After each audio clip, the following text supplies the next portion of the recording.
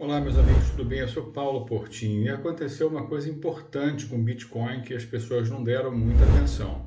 Eu vou tentar explicar nesse vídeo, me acompanhe.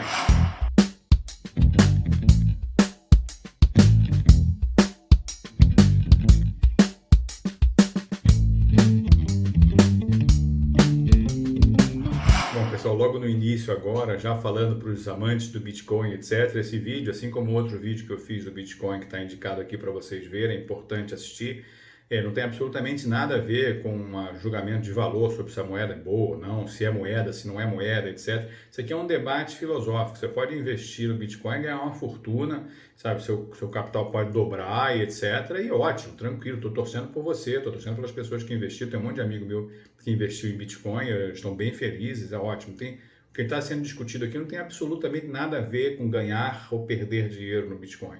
O que a gente vai discutir aqui essencialmente são questões de formação de preço e questões de qual o papel do Bitcoin eventualmente como um sistema de pagamentos, tá? Então, olha só, pessoal, eu fiz um vídeo há algum tempo, está indicado aí para vocês abaixo nos comentários ou na descrição do vídeo, falando sobre a precificação do Bitcoin, que acho que essa é a coisa mais importante que a gente tem que descobrir, né? Como é que se forma preço de Bitcoin? A gente sabe como se forma preço de vários outros ativos. Normalmente, quando se forma preço na bolsa, por exemplo, que é o ambiente mais líquido, né? Ou no mercado de derivativos, você tem a eterna luta entre comprados e vendidos, né? No Brasil, operar vendido é uma coisa relativamente rara, mas fora do Brasil isso é bastante comum. A gente tem um monte de short sellers.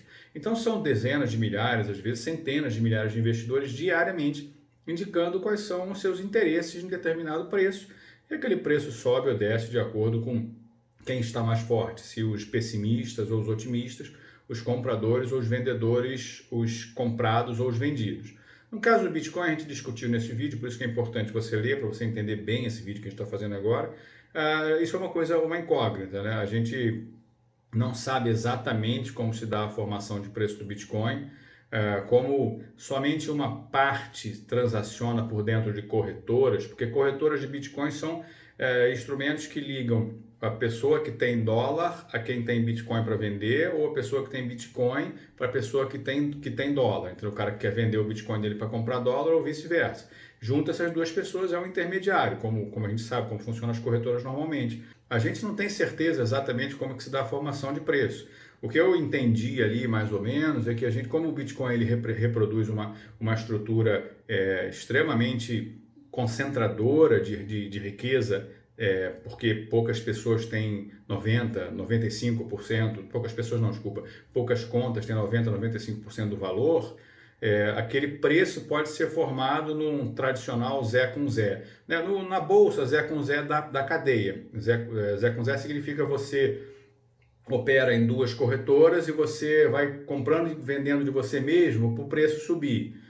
A gente vê que há bilhões de dólares de movimentação em Bitcoin, mas não são bilhões de dólares entrando nas corretoras e bilhões de dólares saindo das corretoras. Não transacionamento Bitcoin-dólar, um transacionamento Bitcoin, uma transação, né? Bitcoin-Bitcoin. Isso aí assim, como o Bitcoin ele é dado em dólar, né, a cotação dele é dada em dólar, o ideal seria a gente ter a cotação de compras e vendas da transformação de Bitcoin em dólar. Mas a gente não sabe se o preço está sendo dado pela transação entre Bitcoin e Bitcoin. Assim, eu realmente não. Isso é uma coisa que é uma incógnita, eu realmente não sei. Eu estou falando aqui para vocês, mas eu realmente não sei. Mas aconteceu uma coisa interessante. Uma corretora, se não é a maior, é uma das maiores e das mais importantes do mundo, uma corretora de Bitcoin, abriu capital na bolsa, né? Acho que foi na Nasdaq, se não me engano. Mas não importa, abriu capital na bolsa americana e abrir o capital significa que todos os documentos, todas as estratégias e o que ela puder revelar, etc., serão públicos. Então, o que a gente vai saber agora?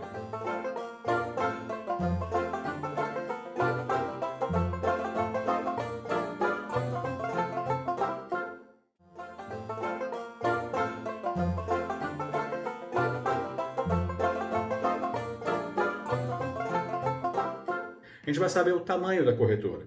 A gente vai saber o tamanho da transação entre Bitcoin e dólar. Não a transação Bitcoin-Bitcoin, porque Bitcoin-Bitcoin, até onde eu sei, você pode fazer peer-to-peer, né? Você pode passar um bilionário, pode vender para outro bilionário. Então isso não tem dificuldade, não precisa passar por uma corretora, porque você não precisa realmente fazer câmbio, entendeu? Não precisa fazer câmbio de dólar ou de real.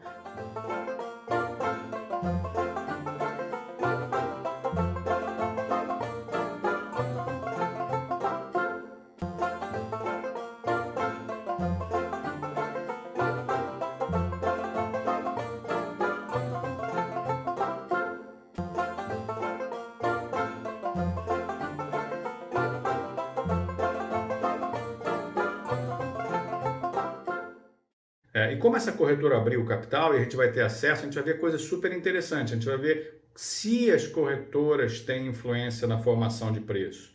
São as corretoras que dizem o valor do Bitcoin. Isso eu sei, são várias corretoras através do mundo. As corretoras do Brasil, inclusive, têm que fazer até o câmbio para dólar, porque o preço é dado originalmente em dólar, uma coisa complicada. Mas o preço base é sempre em dólar. A gente vê aqui no Brasil 300 mil reais, 350 mil reais. A última vez que eu vi estava 360 mil reais, uma coisa assim. Mas isso aí tem que ter, é uma conversão dos 62 mil dólares que está nos Estados Unidos. Então, quando a corretora abre o capital, significa que a gente vai saber, por exemplo, quanto que ela recebe de corretagem. Qual é o percentual médio dessa corretagem? Quantas pessoas de fato transacionam dólar por Bitcoin, Bitcoin por dólar ou qualquer que seja outra moeda? Quando a gente sabe isso, a gente começa a dimensionar qual é o verdadeiro tamanho do mercado de Bitcoin. Porque uma coisa é você transacionar 50 bilhões de dólares, Zé com Zé, ou João com Zé, ou um bilionário com outro bilionário, ou quem tem Bitcoin com quem não tem Bitcoin. Isso aí, em tese, não deveria dar preço. Tem uma movimentação gigantesca, mas em tese não deveria dar preço. Isso, em tese, não deveria nos dizer qual é o tamanho do mercado real de Bitcoin. Quantas pessoas transacionam dólar por Bitcoin, Bitcoin por dólar. Com base nisso, a gente sabe que o Bitcoin vale tipo $1 trilhão. Não é isso? Eu realmente não acompanho muito de perto, mas eu lembro que só o estoque de moedas chegaria a algo como $1 trilhão. Eu sempre achei que quanto mais o Bitcoin se aproximasse de uma transação no mundo real, que as pessoas utilizassem como moeda de fato, mais difícil ficaria para ele ter oscilações atípicas, porque como ele é usado para comprar coisas reais e todos os dias, e todas as horas, e todos os minutos, todos os segundos, por milhões de pessoas, o valor dele começa a ser relativo às coisas que ele pode comprar. Né? Mas a gente sabe que pipoqueiro aceita Bitcoin, a gente sabe que o cara do Tesla aceita Bitcoin, etc. O problema é que o pipoqueiro aceita o Bitcoin porque ele quer ter o Bitcoin. Quando ele compra o insumo dele, a pipoca, ele compra em dólar. Né? Quando ele vai colocar comida na casa dele, ele não chega no supermercado e transaciona Bitcoin. Esse cara fica com Bitcoin guardado. Então, quando todo mundo quer, é mais ou menos o que acontece na Argentina com dólar, né?